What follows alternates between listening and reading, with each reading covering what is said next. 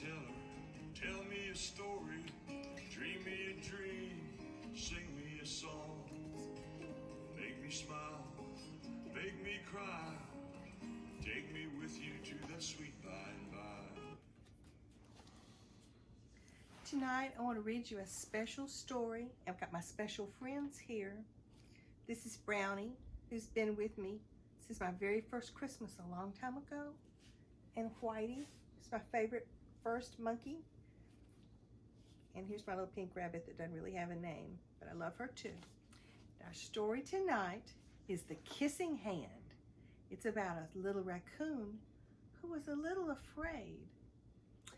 And I know some people are a little afraid right now. So we're going to see how he handled it. The Kissing Hand. Chester Raccoon stood at the edge of the forest and cried, "I don't want to go to school," he told his mother. "I want to stay home with you. I want to play with my friends and play with my toys and read my books and swing on my swing. Please, may I stay home with you?" Mrs. Raccoon took Chester by the hand and nuzzled him on the ear. "Sometimes we all have to do things we don't want to do," she told him gently, "even if they seem strange and scary at first. But you will love school once you start.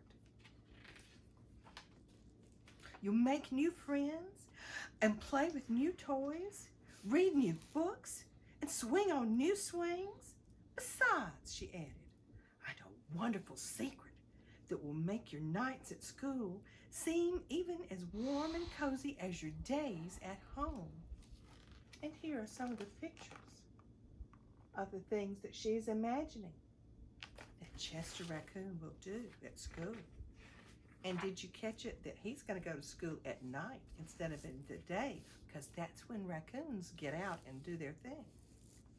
Chester wiped away his tears and looked interested. "A secret?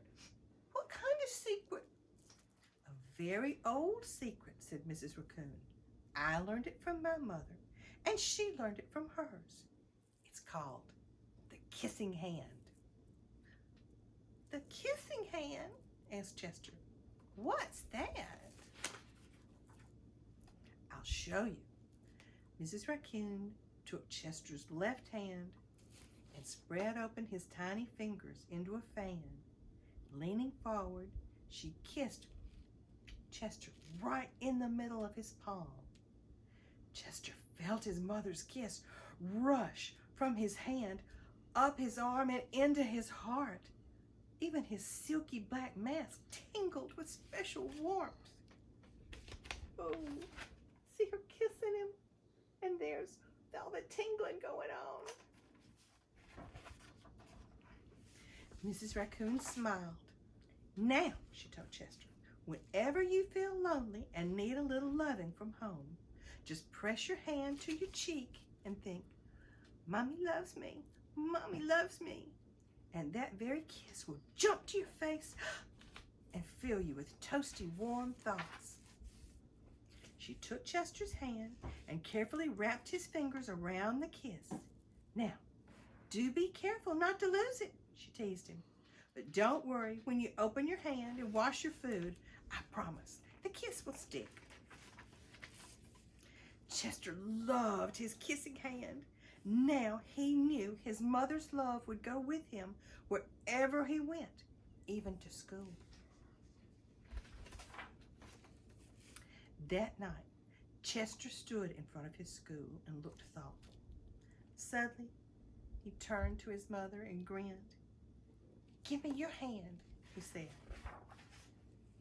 Chester took his mother's hand in his own and unfolded her large, familiar fingers into a fan. Next, he leaned forward and kissed the center of her hand. "Now you have a kissing hand too," he told her, and with a gentle "goodbye" and "I love you," Chester turned and danced away. Look at all the little animals going to night school. They're so excited.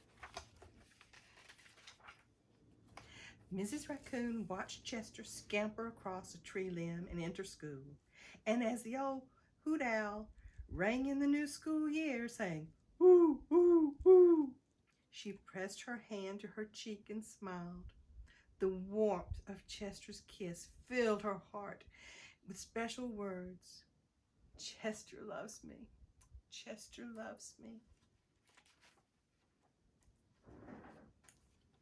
There are the little animals at school on the tree limbs, learning about how to survive in the woods and remembering all the time that their mommies love them. Sweet dreams.